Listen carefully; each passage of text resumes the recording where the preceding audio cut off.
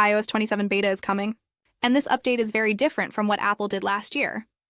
Because instead of a big redesign, this time it's about fixing what didn't work. So if you're expecting flashy changes, you might be surprised, but if you care about performance, AI, and real usability improvements, this update actually matters.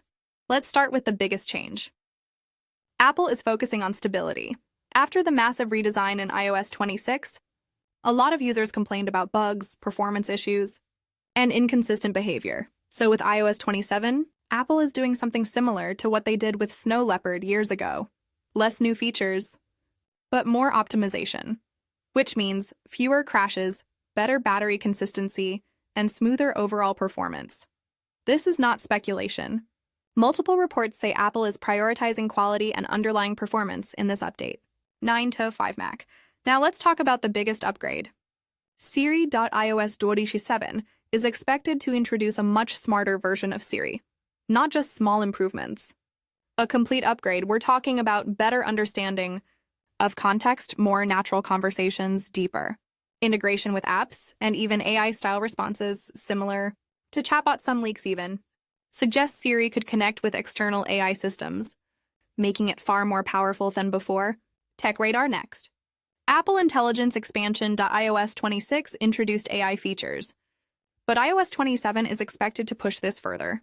More system-wide AI tools, better automation, and smarter suggestions across apps. For example, your iPhone could help you complete tasks based on what you're doing on screen or suggest actions based on your habits and usage. This makes the system feel more proactive, not just reactive. Now here's something very important. iOS 27 is being built with future hardware in mind. Specifically, foldable iPhones. Yes, Apple is preparing for a foldable device, and iOS 27 is expected to include split-screen multitasking, better app scaling, and optimized layouts for larger, flexible displays. So even if you don't have that device yet, this update is laying the foundation for what's coming next. Tom's Guide. Now let's talk about smaller, but very useful improvements. Customization is getting better. After mixed reactions to the liquid glass design, Apple is expected to give users more control over how it looks.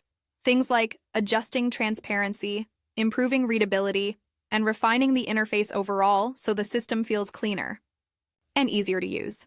Next, apps.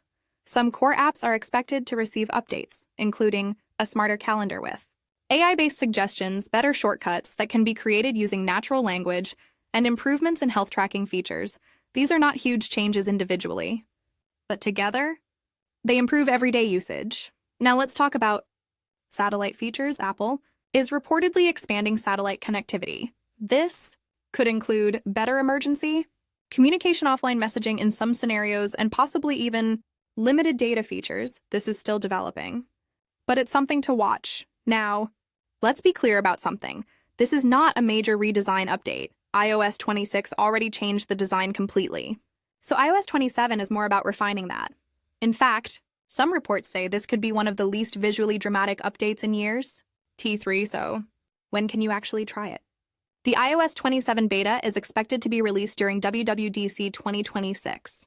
Around June 1st, a developer beta, then a public beta later in the summer, and the final version will launch around September 2026 with the next iPhone. MacRumors. Now the big question, should you install the beta? If you like testing new features, and you don't mind bugs, then yes. It can be exciting to try early, but if this is your main phone, it's better to wait, because beta versions can have issues, crashes, and battery problems. Final thoughts.